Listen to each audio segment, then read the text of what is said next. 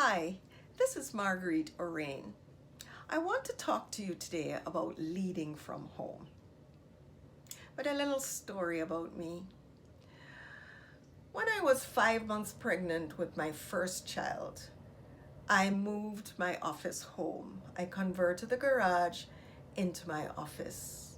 My daughter will be 27 years old tomorrow.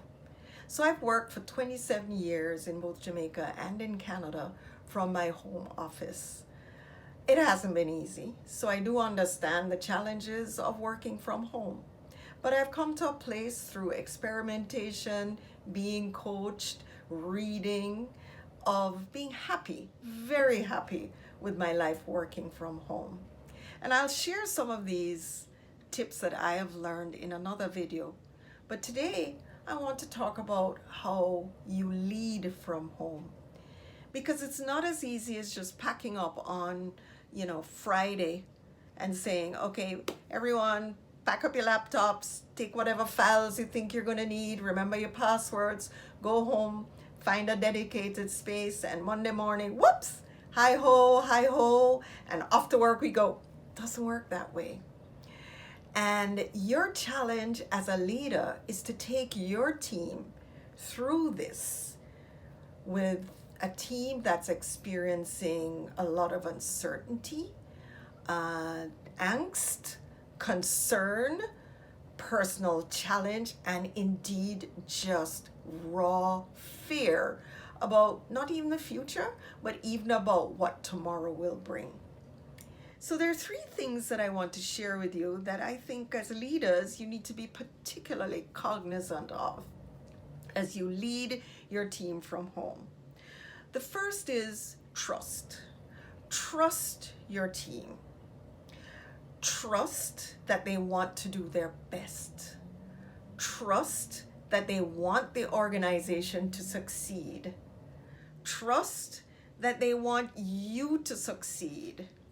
Trust that every day they get up and they say, please, please let my job, my organization still be there because it is so valuable to me. Trust that. I was speaking with one of my clients on the weekend, and they're in the quick service industry. And she said that she had noticed over the past few weeks since this coronavirus had started, that her team members, their attendance rate had gone up, and they were expressing that they just wanted to come to work as long as they could. Trust that that is the mindset of your team. The second is to communicate collaboratively. This is not the time to rely on top-down edicts. There may come a time when you'll have to do that, when it's just your way or the highway. But now it's around, for this particular issue of working from home, it's around figuring out, engaging your leadership team in developing the guidelines for people to work and collaborate well together. Don't do this by yourself. Do it in consultation with your team. A number of my clients have graciously shared their guidelines, and they are wonderful. Such attention to detail, so much thought that has gone into this. So amazing. But it doesn't stop there. Insist, as a leader, here's where you can do an edict, that every single team member have a one-on-one conversation going through these guidelines so that they understand, but not just so that they understand, so that they can ask questions, so that they can challenge, so that they can add their own spin on things. You want to keep the lines of communication open, wide open, because you think you have done guidelines that can work, but you really don't know.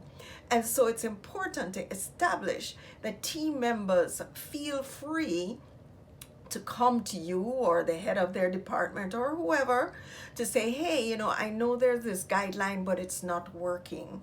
Can we try something different? The second thing in the communication and collaboration sphere is to sit with team members and make sure that you are agreed on what they will be doing at home, why, and how. So you want to make sure that everyone understands what are the tasks and what are the results that are expected.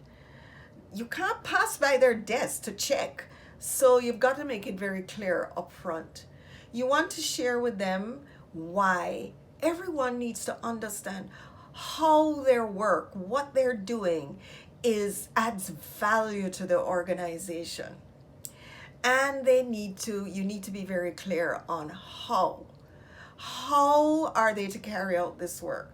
How are they to let you know that they're finished or that there's a problem? What are those lines of communication so that they can give feedback to you? It's so important to keep the lines of communication open. And as a leader working from home, you're going to be dependent on technology. Remember that technology amplifies your voice. So be very, very careful when you're speaking that you keep your tone in check. And never, ever, ever fire off an email, in a state of upset. Calm down and then call the person. The third is to take care of yourself. Perhaps this is the first, but wherever, just make sure you do it. Take care of yourself. Make sure that you're spending some time each morning before you check your technology, getting calm, taking care of mind, reading affirmative, positive material, your body, doing exercise, and your spirit, be it meditation, prayer, or just sitting quietly with yourself for a few moments. It is so important that when you appear in that workspace, which now is virtual, that you are the voice and the essence of calm. Because you know what? Stuff is going to happen. The dog is going to bark in the middle of a call. I've had that happen to me many times. A child is going to crawl in and climb on somebody's lap as they're in the middle of a conference call. An elderly parent is going to need help going to the washroom. Teenagers are going to be fighting over who gets the remote, who gets to sit here, who gets the last bag of chips, and whatever else teenagers fight over. They seem to fight over everything all the time. This stuff will happen to your team members, and it might happen to you, and it's okay. Embrace it. Don't get riled up that these things happen. Just embrace it. Because you know what? You want to be the best possible leader that you can be in this crisis. And that means being caring and compassionate in your leadership, even though you are distant from your team. So trust, communicate collaboratively, take care of yourself. If there's anything that you've heard in this video that you would like to share with me or discuss with me, please feel free to email me at marguerite@margueriteorain.com or call 416-803-1654. And do share this video widely with anyone whom you think it may help.